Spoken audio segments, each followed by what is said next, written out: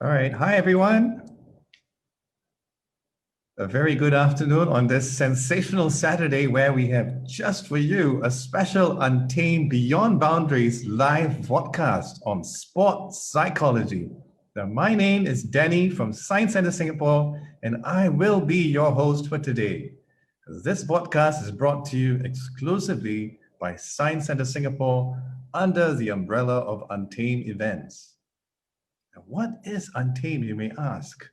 Well, Untamed was born out of Science Center's ambition to redefine guest experiences amid the pandemic, leveraging a multi-dimensional approach to spark curiosity and self-learning both on ground and online. A part of the Untamed Conversations is in vodcasts like this, where we will converse with very special guests about wild and wacky topics around science, technology, engineering, and math. Also, to celebrate all that is Untamed, we would be giving out attractive prizes worth up to $80 throughout the event. Now, all you need to do is to share your Untamed Challenge experience and hashtag UntamedSG on your social media pages to stand a chance to win these prizes. Now, in today's Untamed Conversation on sports psychology, we are very happy to have with us Mr. Raphael Goh and Ms. Chern Ying, sports psychologists from Singapore Sport Institute. Raphael and Ying, welcome to our podcast. Hi, thanks Danny for inviting us. You're very welcome. All right, a quick introduction to the both of you before you take over. Mr. Raphael and Ms. Ying are both sports psychologists from the Singapore Sport Institute, which they joined in August 2020 under the SG United Traineeship Program after graduating from Nanyang Technological University. Now, Ying recently adopted a dog and named him Burrito. Good on you, Ying, for that. An interesting name. I wonder what inspired that. Now, Raphael has attained a coaching certificate in bowling and competency in sailing. So well done, Raphael. It's nice to see how both our sports psychologists are very young and very talented, and they lead a colorful life outside of work. Now, I cannot think of better candidates to walk you through this session, given their youthful vigor and their educational grounding, of course, in psychology. And so, without further ado, let's hand the time over to Mr. Raphael and Ms. Ying. Over to you, folks. Hello everyone, I'm Ying, and together with me we have Raphael. So today we'll be sharing about mining your mind. With the current pandemic, the world has come to a standstill. Many economies have stopped, businesses have closed, and even sporting events have been cancelled or postponed. With the circuit breaker in Singapore and the new enforced measures to reduce the numbers of infection, this has brought about the need to change the way we live and interact with others. Hence, the importance of looking at our own mind. This webinar will share the strategies on how to do so, as well as explore new opportunities to grow in these trying times. So today we'll be talking about the importance and relevance of mental health in Singapore, and to understand more about mental health, to know why athletes need to guard their mental health, and also learn ways to promote your own mental health. So next up, we have a Mentimeter activity. I'd like every one of you to take out your phone, so you can either scan the QR code or go to www.menti.com and use the code for 7645347. So right now, as we go to the screen of all your answers, let me just ask Raphael. Raphael, what word comes to your mind when you think about mental health? I think that the word that comes to mind when I think of mental health is stress, because I think in Singapore it's so stressful, even in our daily lives. As students, we stress over studies, then as for results, and then as adults, we stress over money, our children, and so on. And now it's even more stressful because of COVID-19. Everyone is being cooped up at home. We're not able to go out. And I think that this restriction adds to the level of stress that we are currently facing. So yeah, I think stress is the first word I'll think of when I think of mental health. Stress can be a component of mental health. Indeed, there's no right or wrong answers here. And with stress, this is what our whole conversation is going to be about. We'll be talking about ways for you to cope with stress or ways for you to better be in control of your own thoughts. So as the answers are still coming up, I would like to ask, oh wow, stress is very big right now. Seems like quite a lot of people share the same idea as you, Raphael. So what about yourself, Danny? What word comes to your mind when we talk about mental health? Let me see. I guess for me, it would be soccer. So why soccer? Well, soccer is like a de-stressor, something that I look forward to all week. In the weekend, I get to go out and connect with a bunch of people and just have a good time outdoors. And yeah, it just helps to keep my emotions in balance when I just sweat it out and have some good fun connecting with people who have similar interests. Yeah. So I think it's great, Danny, that you love soccer and exercising and meeting your friends. And it's super apt that you are MC for this segment, especially when we're talking about sports psychology. Thank you. So I also see somebody mentioned psychosomatic, which will be discussed later. So for those who don't understand, we'll tell you more about it. And stress is still the biggest. Introverted. I was wondering how introverted is linked to mental health. So feel free to also share your thoughts on what introverted, how it's linked to mental health to yourself personally. I do see depression. Yes, there's the negative aspect and there's also the positive aspect. And there's different ways of, there's a positive aspect where some of you covered safe, calm, healing, and exercise. So with that, let's talk more about what mental health is. So thanks, Ying. And now I'll talk about why are we even talking about mental health in the first place. So in Singapore, there's been a greater emphasis on mental health. And there has been more studies done on things like emotional resilience and mental health, especially in youths. The government has been exploring new ideas to address the rise in mental health issues in youths. And even our president, Madam Halimah Yacob, has came out recently to say that more must be done to end this mental health stigma. As the saying goes, there is no health without mental health. Mental health is something that is very real, and it's something that we need to look after. We are familiar with the benefits of physical activities or a healthy diet, but actually, mental health is as important as all these.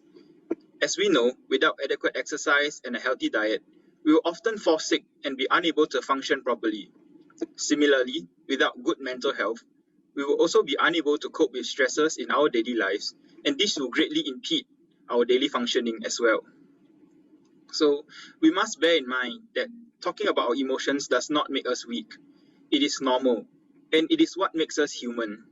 We can create a safer and healthier space, especially surrounding the topic of suicide and mental health, by having more open conversations and having a supportive community. So previously in the Mentimeter exercise, there were words that came out like depression, stress, anxiety, and so on. And these are all words that are very related to our emotions. And this highlights the important role that emotions play in our mental health. And especially now, with the current situation of COVID-19, we are facing a tremendous amount of stress. And therefore, it is very important for us to be able to talk to each other about our emotions so that we can help each other to cope better and provide support for each other. So, what is mental health? Mental health is defined by the World Health Organization as a state of well-being in which an individual can cope with stresses in his or her daily life, allowing them to work productively, socialize with others, and to form and maintain relationships. This allows them to lead a fulfilling life. Depending on one's level of mental health, one will display some of the symptoms listed on the following spectrum. So if one has good mental health, one will be able to cope with stresses in daily life with no impairment. Although they might feel stressed occasionally, they will still feel in control and are both physically and socially active. If an individual has moderate mental health, he or she will feel occasional problems with coping with stresses and might have temporary impairments.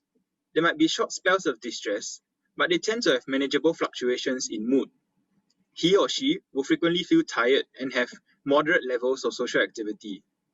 With poor mental health, the person often struggles to cope with daily stresses and would tend to have impairments that affect his or her daily functioning.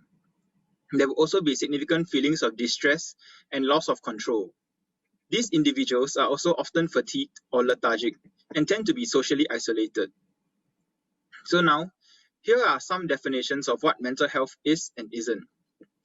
Mental health is important. It's something that everyone has and is very much connected to our physical health. This isn't some sign of weakness or something that we should be ashamed of. And it's also worth noting that mental health is not an interchangeable term for mental illness. Mental health works on a continuum, meaning that each stage of mental health is sequential and they're not distinct from each other. This is not something that we just decide to have or it's just all in your head. We have to make time for our mental health, as it is something that we should look after, rather than waiting until it's broken before we fix it. Mental health has both positive and negative aspects. People often think of poor mental health when they have negative emotions, and good mental health when they have positive emotions. However, this is untrue, as mental health encompasses both positive and negative emotions. Poor mental health, although changeable, is not something that you can just snap out of, as it is way more complex than that. Yes, mental health is very complex, but it's something real, and just like our physical health, should be something that we must look after. So now we have data from the Singapore Mental Health Study done in 2016. It was a survey of 6,000 Singaporeans above the age of 18 years old. The survey found that 1 in 7 Singaporeans, or 13.9%, experienced mental illness at some point in their life. Although this number might look rather low, we must also bear in mind that there might be huge underreporting due to personal or cultural stigmas towards mental illnesses. Roughly 3 in 4 Singaporeans, or 78.4%, do not seek help for mental illnesses. This is also often due to social stigma, as many people think that mental illness is just a form of weakness. As a result, they underestimate the effects on their mental health. Most people are also often unaware about the presence of mental illnesses, as it often comes in the form of physical symptoms like headaches, lethargy, or pains. And most mental illnesses tend to occur by the 20s. So now I'd like to ask Ying, why do you think that most mental illnesses typically occur in the 20s? I think that's the time where there's a lot of transition happening. So where you have to find a new job, where you have to possibly get married or even form a home or family. So that could be a possible reason. Yeah, I think it's like what Ying said, it's very much due to the transition. And this transition causes a lot of stress from teenage to adulthood. And these stresses come in the form of getting a new house, getting married, finding a job, and so on. And I think, yeah, it's very important to be able to cope with the stresses. If not, individuals will tend to develop mental illnesses. So in this day and age, our lives are getting more and more stressful. And we need to start paying more attention to our mental health and to seek help for mental illnesses as soon as possible. So now we'll talk about the mental health of athletes. When we think of athletes, we often think of individuals like Cristiano Ronaldo, Michael Phelps, Rafael Nadal. And these are almost like superheroes or mentality monsters, as people call the current Liverpool FC squad, who we look up to and respect greatly. But do you know that because athletes are more likely to experience greater mental and physical demands, they are more vulnerable and hence are more likely to have poorer mental health? They face constant scrutiny from the media and fans, especially on social media, where everything they post is heavily scrutinized. They are also often under immense pressure to perform and win, and they might get slammed by their fans or the media if they even underperform. And this adds a great deal of stress on them, and often takes a toll on their mental health. So recently, more athletes have been coming forward and talking about their mental health and their struggles and battles with mental illnesses. So now let's watch a video by The Guardian on athletes talking about their struggles with coping with stress and mental illnesses. I want to share my story so I can help. Understand that it's okay to not be okay. It's time to talk. It's time to change. When I played football, that was my language. That's how I communicated. And when that was taken away from me, I just felt like I was nothing. I was no one. You know, you got so much responsibility as an athlete to your team. You know, you got to play at a certain level, and your teammates counting on you. You got the pressure from the media. You know, when you experience the highs, and obviously you're going to experience the lows, and it's coping with the lows that is the most difficult part. When you know, I got into my state, it hit me like a brick. Was that I because didn't tell anyone because I didn't want anyone to think differently of me. When I was playing rugby, my feet were not planted deep, they were shallow. Anything was knocking me around, and I felt like it was a balancing act. I had to fight against this, fight against this, fight against this, and hold on and survive and, you know, win a game, and it was just, thank God for that, let's move on. Yeah. I suffer from depression. Depression is with me on a daily basis. It is time for sport to accept its responsibility with this issue. There's records, there's numbers that I'm really close to, and of course I feel pressure, but I will play, I will fight, and I will keep going on. And my thoughts of wanting to take my life, they don't define me, and they'll never define me, and they'll never win. Struggles are going to happen in life. You know, you're going to get punched in the mouth at some point, but understand that you can get back up and dust yourself off and get back out there. And everybody's going through something, and everybody, you know, has things that you can't see, you can't touch, that, you know, they're walking around with every day. If your eyes hurt and you go to the opticians, if your head's hurt and you go and see someone about mental health, it'd be nice just to let it out rather than keeping it in. Because the more you keep it in, the more you explode. I don't know why I opened up and talked about it, but I guess I was just sick and tired of just having it inside of me for 20 plus years, and I was ready to make a change. I'm glad I got through it. Wow, that was really inspiring. Thank you, Raphael, for sharing. I never thought that athletes face so many challenges with their mental health. I always thought of them as being indestructible. Yeah, before this, I also used to think that they eat stress for breakfast and that stresses or mental illness will not bother them or doesn't apply to them at all. Well, mental illness does not discriminate. It affects everyone, and hence more should be done to take care of mental health. Do you know that just in the last few years, more athletes are speaking out about mental health or their own battle with their mental illnesses? Kevin Love said that everyone is going through something that we can't see. So it just shows that even athletes who cannot show their weaknesses to their competitors, they are human and there's a need for empathy. Katie also said that I was really effective at hiding it. My friends and my family, they had no idea. I didn't want anyone to feel like I was burdening them or making excuses. Despite facing depression and anxiety, she didn't speak up about it, showing that there is still a stigma and a barrier to break through towards seeking help. Apart from basketball players, there's an actor and WWE wrestler I think most of us know, The Rock. He shared that I reached a point where I didn't want to do a thing or go anywhere. I was crying constantly. It is sometimes crazy to think that depression and anxiety can happen to anyone, even if he or she is portrayed as having no physical weaknesses. Despite facing mental challenges, hope isn't lost for all the athletes. Many athletes have faced and overcame or are in their journey of overcoming their depression and coming back even stronger. For example, we have Serena Williams. She went through depression but was still determined to triumph over her challenges. This is also similar for Kelly, who appeared in the video previously. Closer to home, we have Yvette, who quit swimming for 3 months at her lowest point due to facing prolonged stress. However, remembering why she first started and her love for swimming brought her back as a full-time swimmer who now possesses a healthier mindset. In Singapore, we have Pang San-jin. So to give some context, he felt like a disappointment to himself, his coach, to his family members and his fans after the 2011 SEA Games. Thankfully, his roommate realized that he wasn't in the room and went to find him, ultimately saving him moments just before he could have made a deadly decision. After the experience, he's now more open to sharing about his battle as he gathers more social support. You'll be happy to know that he's training really hard and trying to compete for a spot in the Olympics next year. At this moment, I think it's apt to show you this video. I think I'm now finally to the point where I can look at myself in the mirror and like who I see.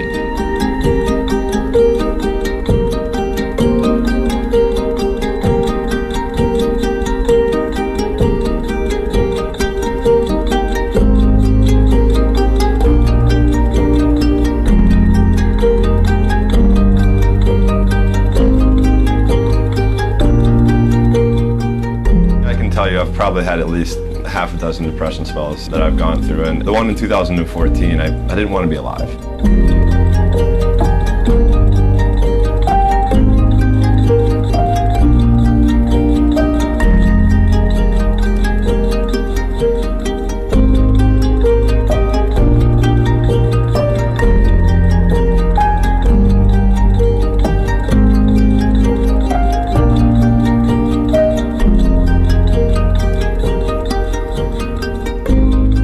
Through my all-time low, you know, kind of seeing where I was and then seeing what I have now. I'm so thankful for my family and friends around me who were able to help me and were able to communicate with me, and I was able to grow through it.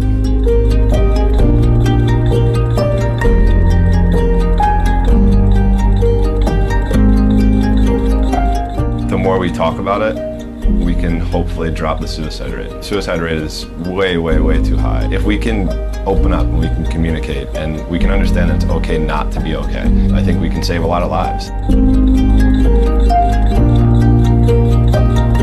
I think there are a lot of kids that deal with anxiety and depression. And some of that is because of social media, or some of that is because of friends. And honestly, just talking about your feelings, understanding why you're unhappy, depressed, sad, and just recognizing it, I think is so big.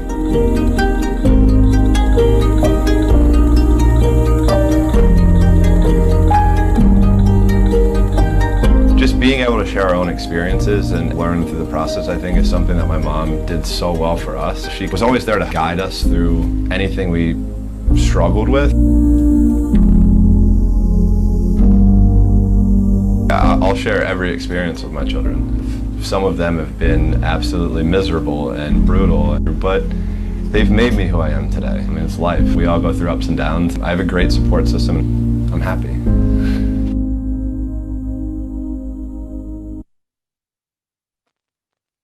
There are three main messages in this video I would like to reiterate. Firstly, as the title of a popular Korean drama goes, it's okay to not be okay.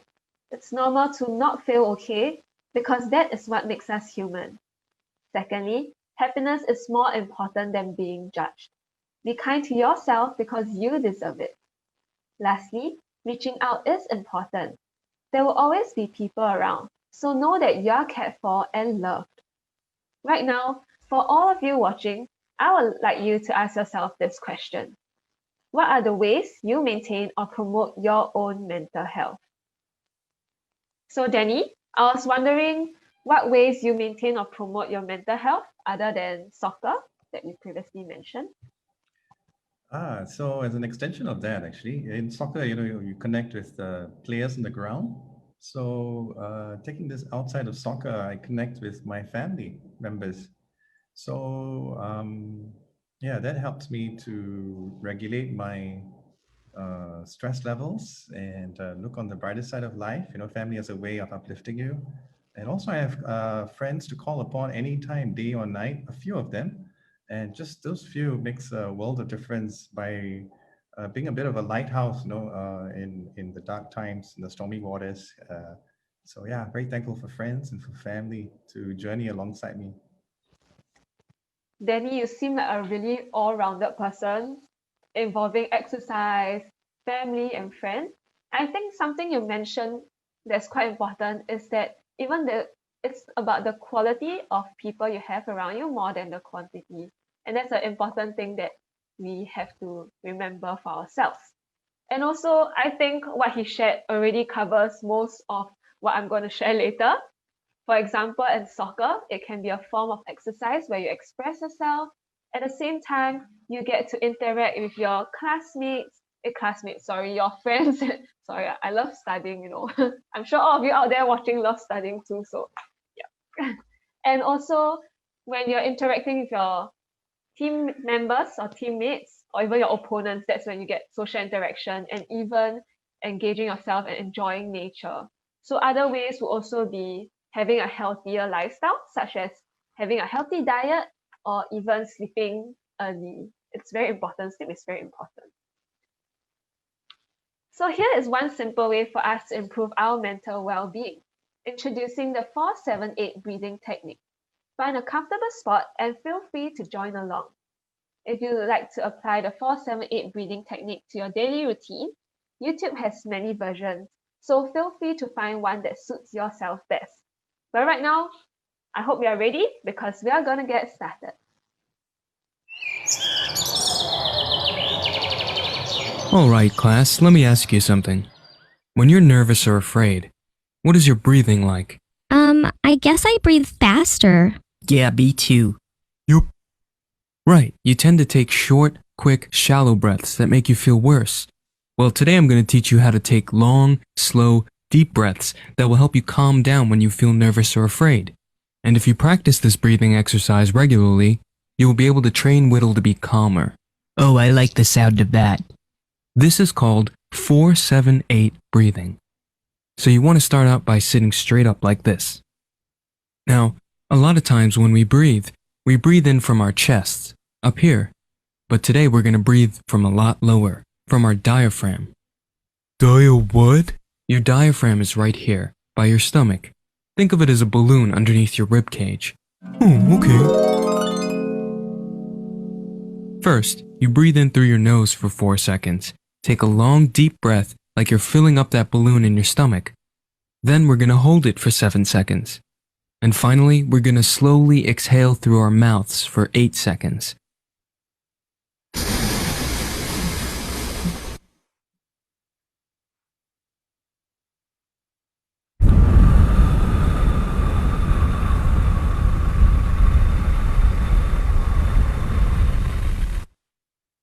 Pretend like there's a tiny hole in the balloon, and all the air is escaping from your mouth. Ready to try it all together now? I think so. Yeah. Okay, wait, no. Let me take a deep breath first. Okay. Ready. Great. Everyone sit straight up. You can follow along with us if you like. Now, take a deep breath through your nose for 4 seconds. 1, 2, 3, 4. Good. Now hold that breath for 7 seconds. 3, 4, 5, 6, 7. Excellent. Now slowly release that breath for a count of 8 seconds. 3, 4, 5, 6, 7, 8. Good job, guys. I have a question. What if I can't hold my breath for 7 seconds? It's okay. It just takes a little practice. Do what you can for now. Let's try it one more time. Breathe in through your nose for 4 seconds.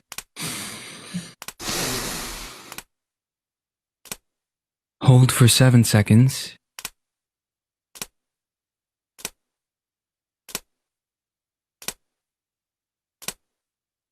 And now slowly breathe out for 8 seconds.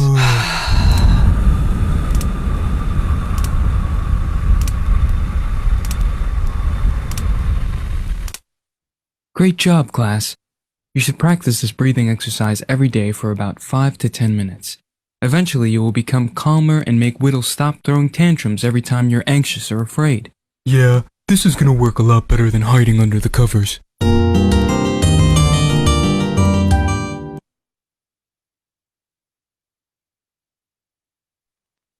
Through this session, I'm sure that all of you have picked up a thing or two. The main key takeaway that I hope that you have gotten is that it's okay to not be okay, and that social support is crucial for our mental health. And also, probably, I hope that you will adopt the 4-7-8 breathing technique in your daily life, as it can greatly enhance your own mental health and can be simply done in your room or even when you're outside. So here are some resources should you ever feel the need to talk to someone, or if you feel that someone else close to you may need to speak up. Feel free to take a screenshot in the next few moments.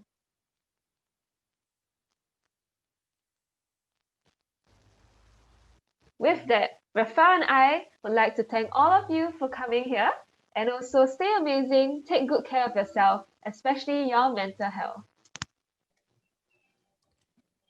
Wow, I love that last little slide there. Strong rainbow there. Thank you so much, Ying and Raphael, for sharing what mental health is and what it's not. I've learned so much about how it can be experienced on different levels across a spectrum of presenting symptoms. I also like the last video with the key message, it's okay not to be okay. It was amazing hearing that from Michael Phelps, the most decorated Olympian of all time. I also like what you mentioned about being kind to yourself because you deserve it, and how reaching out is important because there's always people around you who care about you. And what Michael Phelps also iterated about talking about feelings and understanding just why we feel sad or depressed. Just recognizing that is so big, he said, and being able to share those experiences and learn from the process. And finally, finishing up with that 4-7-8 breathing exercise to be calmer. That's fantastic. Thank you so much, Ying and Raphael. Now we'll move into the Q&A segment for now. And I noticed that we have already some interesting questions from the floor. Now, before I open it up to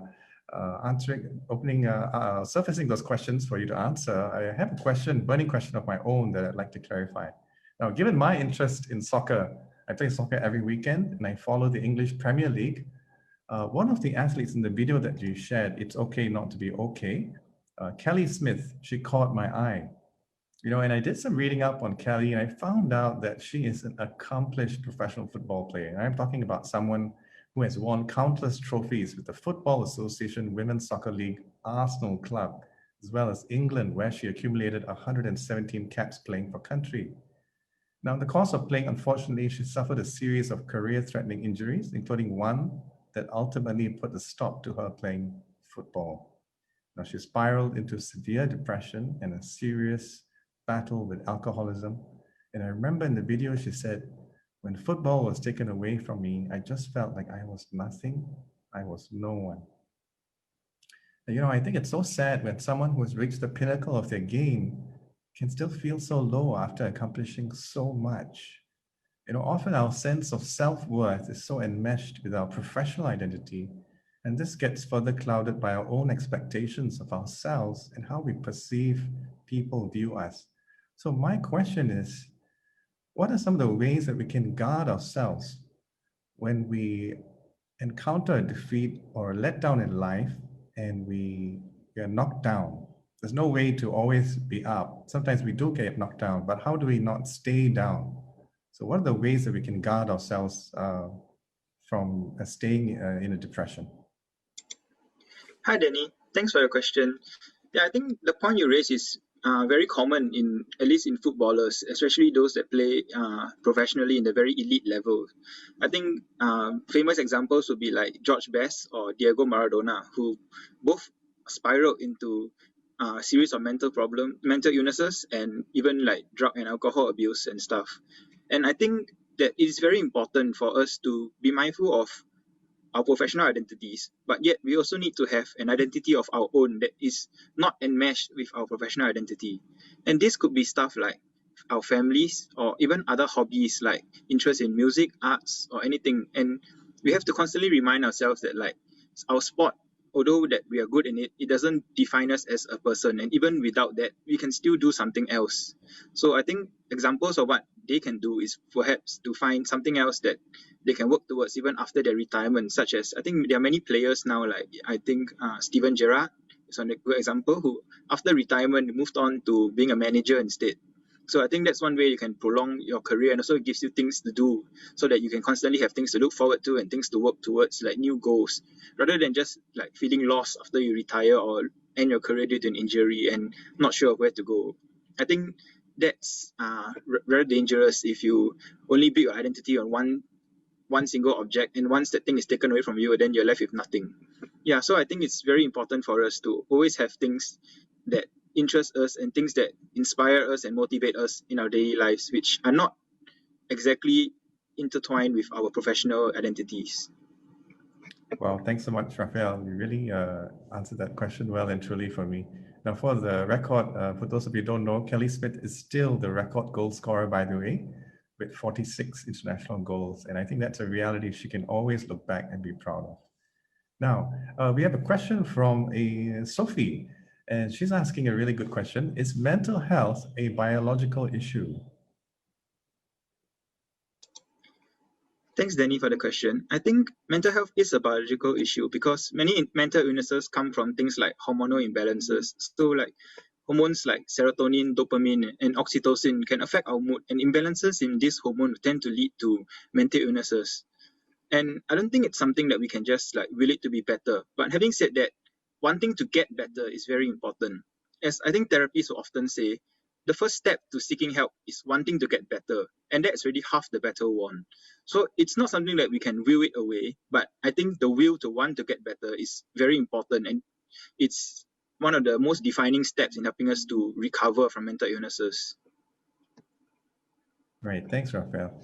We have another question from Jillian, and this is a really good one. She's asking, how do you detect mental health early? So thanks, Gillian, for your question.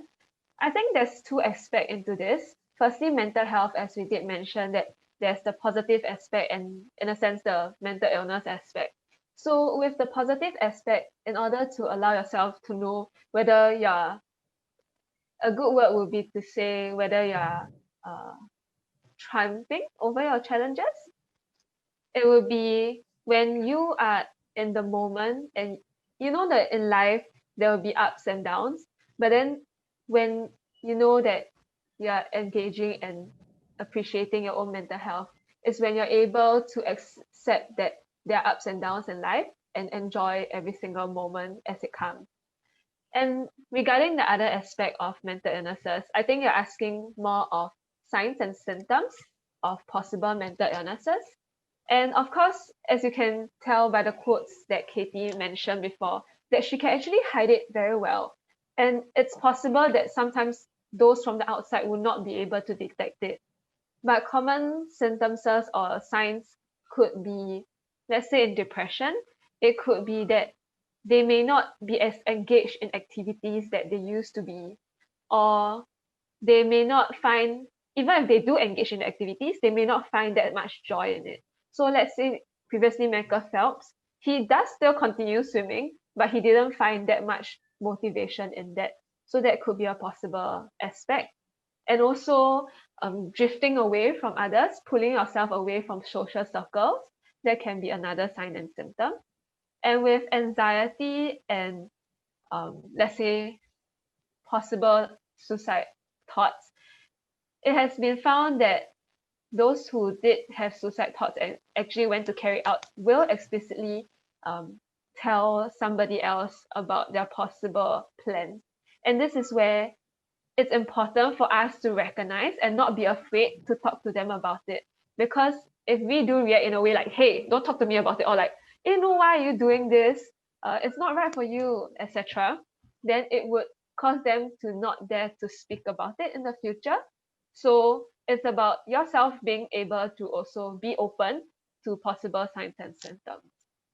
I hope I answered your question, Julian. All right, thanks for sharing that, Ying. We have a question from Adrian. What works better for mental health, medicine or counseling? And how do medications for mental health work? So there's two aspects to this question. Thanks, Adrian. So first of all, what works better for mental health, medicine or counseling?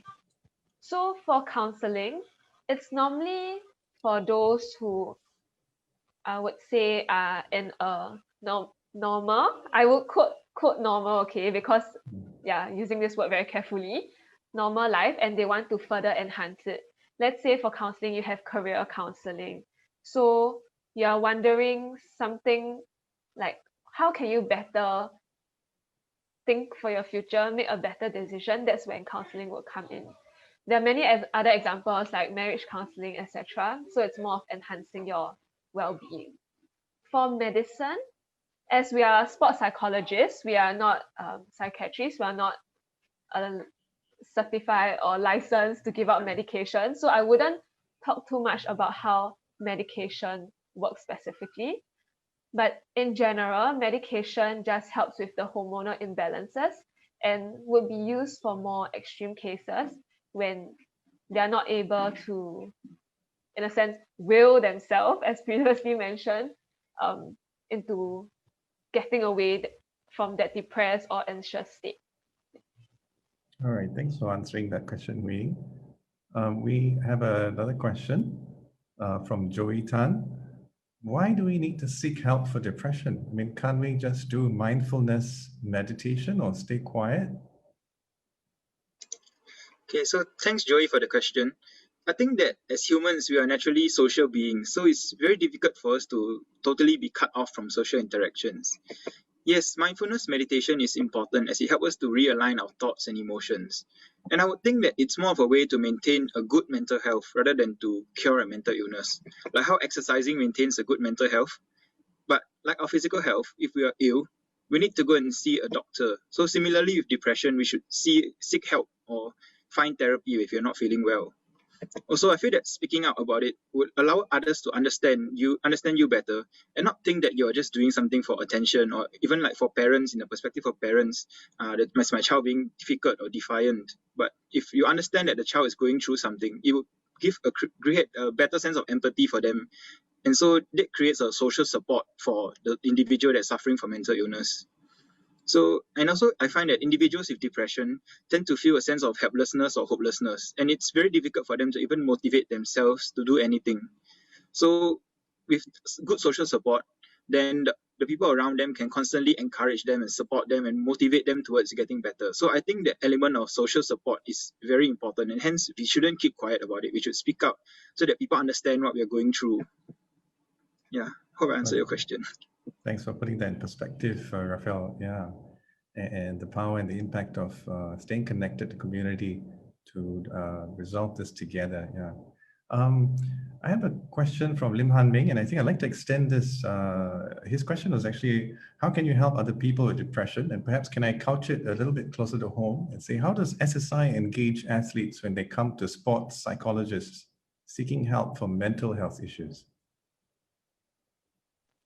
So we talk about SSI side first. So for us, we do have athletes coming to seek for support. So how it works is that all the different sports psychologists will be allocated to certain sports. So let's say they'll work with around 10 to 14 National Sports Association, also known as NSA. So they work with athletes, the coaches, and also the managers, because it's an all-rounded aspect. And it's really important, no matter as a counselor, a psychiatrist, or psychologist, in that confidentiality is maintained when they speak out. So this allows the athlete or the individual to be able to be confident in sharing their thoughts, so that with sharing, sometimes all they need isn't advice or us providing some help. Sometimes they just need to share and let their thoughts out. So confidentiality is important. However, there are laws stated, of course, that sometimes confidentiality has to be broken due to, let's say, if they are going to cause harm to someone else, or if they have, let's say they have suicidal thoughts, and we will actually carry out a suicide risk test. So if they are high in the risk level, we actually have to refer them to IMH, and that's when confidentiality will be broken. So I hope that answers your question about how SSIs manages our interaction, or when athletes come to seek help from us. In general, in general, to help or to guide others with depression is to be open towards speaking to them, rather than trying to shut them out. Yeah. Sorry for cutting you off. Yeah, so I'd just like to reiterate, like, one key red flag indicator for suicidal tendencies is the symptoms of self-harm, and usually we tend to look out for that. If individuals exhibit signs of self-harm, we'll probably have to refer them to psychiatrists to seek help, which includes having to breach confidentiality. Thanks a lot, Ying and Raphael. I also see a little bit of counseling techniques coming into play about holding, making space and holding space for the individual so that they can express themselves. And of course, doing the appropriate referral when things are a bit severe in the symptoms as well. So yeah, thanks for sharing that. Can I just add one aspect into that? So I know that not everyone has experienced or encountered someone with mental illnesses. And it's important for us as friends or as family members to also know how much we can help. So sometimes they do need to be referred to a psychologist or a psychiatrist, etc. So you know your own limitations as an individual, and it's important for you to, let's say you don't know what to do in this situation, it's good for you to refer them to someone else. All right, thanks for adding that. We have a question from Samuel, and he's asking, are there any foods that we can eat to improve mental health? Thanks, Samuel, for the question. I don't really know of any food that particularly can improve mental health, but I would think maintaining a balanced diet is very important because I think our physical health and our mental health is very much intertwined together. So, like, if you have a healthy diet and you can maintain your physical health, it will also help your mental health as well because you don't have you won't be susceptible to different illnesses and other somatic pains, which might cause eventually lead to mental illnesses, such as maybe like if you get a stroke, and it might result in a sense of depression because of loss of ability to do certain activities and stuff. So I think it's just a healthy diet to maintain your physical health. Right, thanks, Raphael. Wayne, would you like to add something? Yeah, so bringing it to the SSI side of the things we do. So as a team, we have different divisions.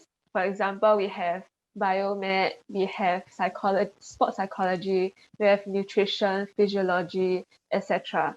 So yes, we do not specialize in the nutrition aspect.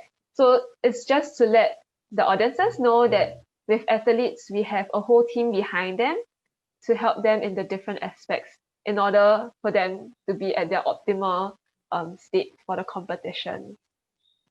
Right, thanks, Ying. And with that, we have time for one final question. And apparently in the word cloud for the Mentimeter exercise, in terms of asking people what comes to mind when they see the words mental health, there was this word psychosomatic that appeared in the word cloud. And you mentioned that you'll be touching on this later. So what is your understanding of psychosomatic? Okay, so thanks, Danny, for the question. So psychosomatic is types of symptoms. So usually when people experience mental illnesses, I think we mentioned earlier in one of the slides that the symptoms of the mental illness might not come out in like behavioral forms. It might come in the form of pain, headaches, faster heart rate, extra perspiration due to stress. So yeah, it's more of a somatic, as in like a physical symptom rather than a behavioral symptom, for example. So yeah, so psychosomatic means the experiencing of physical symptoms because of a psychological issue. I also like to add that it's because in Singapore, let's say our culture, right? People are less likely to say or would less likely there to approach a psychologist saying that they have a mental illness. It will be much easier to approach a psychologist or counselor because they have possibly headache, perspiration, etc. So that can be one aspect that we can look into. Just now somebody asked about how do we tell the early signs of mental illness or mental health. This can also be an aspect that you can look into as a person judging from the outside. So yeah. All right, thank you so much. And with that final exchange, I want to thank our presenters, Mr. Raphael and Ms. Ying from Singapore Sport Institute. You know, you really brought to light the importance of mental health, its relevance to our national athletes, and strategies that we can use to promote good mental health. Thank you, Raphael and Ying. And thank you to our dear audience for tuning in. Now remember to hashtag UntameSG in your social media posts. Names of all the lucky winners will be posted on our UNTAME Facebook page. So keep a lookout for that. And with that, thank you. And remember, when it comes to STEM, nothing is beyond boundaries. Have a great afternoon. Bye for now from all of us at Science Centre Singapore and SSI. Bye. Bye.